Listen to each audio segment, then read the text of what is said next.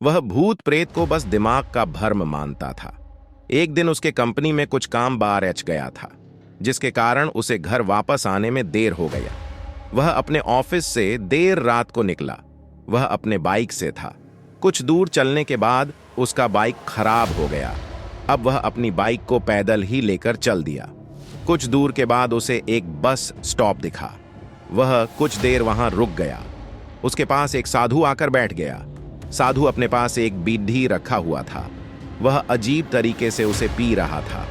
उस लड्डके की एक आदत थी कि वह किसी से भी बात करना शुरू कर देता था। वह इस साधु से भी बात करने लगा। बात ही बात में इस लड्डीडीएचके ने कहा, बाबा, मैं किसी भी भूत प्रेत को नहीं मानता हूं, बस सब झूठी बातें हैं। साधु ने कहा, तुम भले ही भूत प्रेत को मानो या फिर न मानो, लेकिन तुम यह न कहो कि भूत प्रेत नहीं होते हैं। ये सब कुछ होते हैं। इस पर उस लड़के को थोड़ी सी हंसी आ गई। उसने कहा, भूत होते हैं तो क्यों हमें नहीं दिखते हैं? क्या आप मुझे अभी कोई भूत दिखा सकते हैं? साधु को लग गया कि अब इसे जरूर ही भूत दिखाना होगा।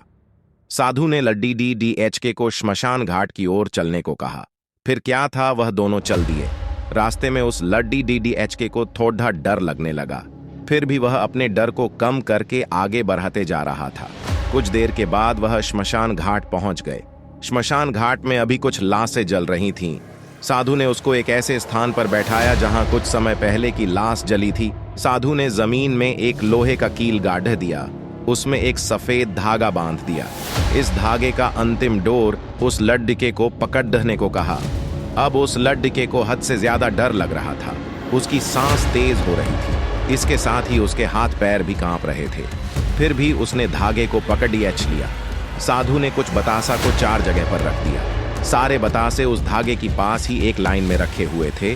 उसके बाद साधु ने लड्डके को सावधान किया, अभी कुछ आत्मा इसको खाने को आएगी। जब तक वह इसको खाकर चले न जाए तब तक तुम अपने हाथ के धागे को मत छोड़ देना।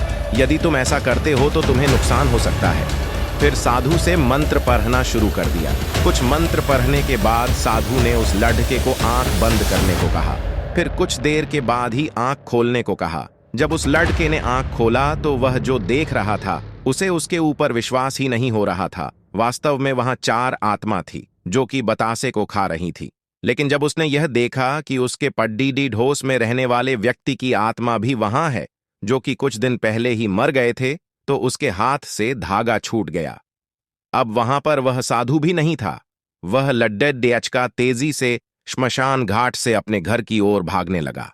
जब वह अपने घर की ओर जा रहा था तो उसे पीछे से कोई उसका नाम लेकर बुला रहा था। उसको पीछे से कई तरह की आवाज आ रही थी।